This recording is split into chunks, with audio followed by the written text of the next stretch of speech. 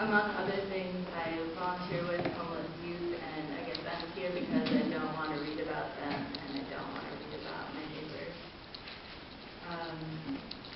And I have a couple things to say. I guess the first one is I'm excited about COAB, and I'm glad to hear that the police force is doing something in terms of education around cultural competency, cultural humility, whatever you want to call it.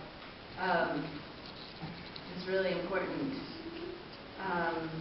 But I think that in order for like really deep change to happen, it can't just be an outside thing. It actually has to be a question in every meeting, like with every agenda item within the city and within the police force. Like, how is this thing that we're talking about right now, how is this going to impact communities of color? How is this going to impact low-income folks? How is this going to impact people living on the streets? And it can't just be like a once-a-month check-in. Like, we have to encourage integrating that at every level, because the power imbalance that happens when you give somebody a uniform and when you give somebody a weapon is just so great.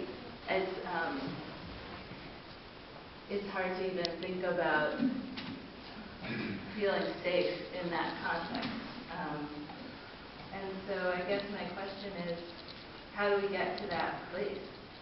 How can awareness of power actually be acknowledged and integrated into this system? Like, how do we get to that deeper place where it's really being asked all the time? Yo soy chorro y estoy hablando y también trabajo con los jóvenes desamparados. ¿Cómo es que este comité de sugerencia o de supervisión o de pedirle cuentas a la ciudad y a la policía va a funcionar? En cuestión de, está bien que quieran tener la competencia cultural y aprender, pero cómo esto va a impactar a las comunidades de color, a los desamparados, a la gente sin casa. Hay un imbalance, un desequilibrio de poder cuando se le da un uniforme y un arma a una persona, por ejemplo, policía.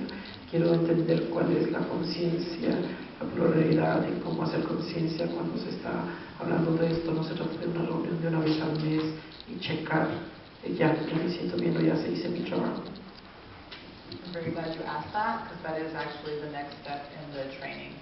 The first part was really to raise awareness and understanding about structural racism and white privilege and how that impacts policing. The next part is changing the way that people create their programs, policies, procedures to require, actually I think the form has 3 questions that they've got to answer. One, who will be impacted? Are they going to be, for communities of color, women's groups, different groups, who's going to be impacted? And then there's a requirement to go out to that community and get input as to, okay, how do we do this to either minimize or get rid of disparate impacts?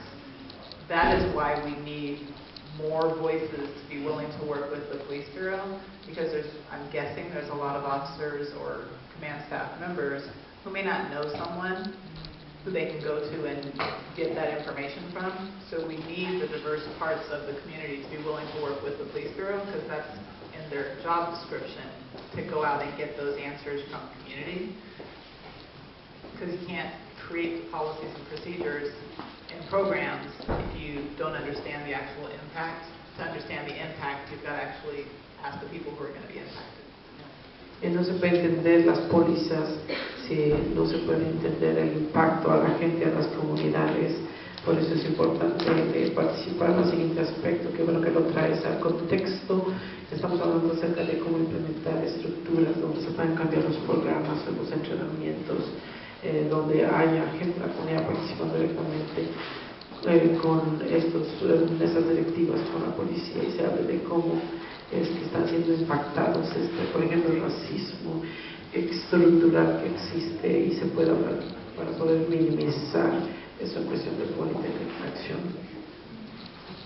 And so I just wanted to say that the people that are up now, we're going to go ahead and let those be the last of the questions, because we want to give the church, back to their congregation at the time that we said we'd be ending, which is 3 o'clock. So they've answered your questions. Turtle. Thank you. All right, right on. personas que están paradas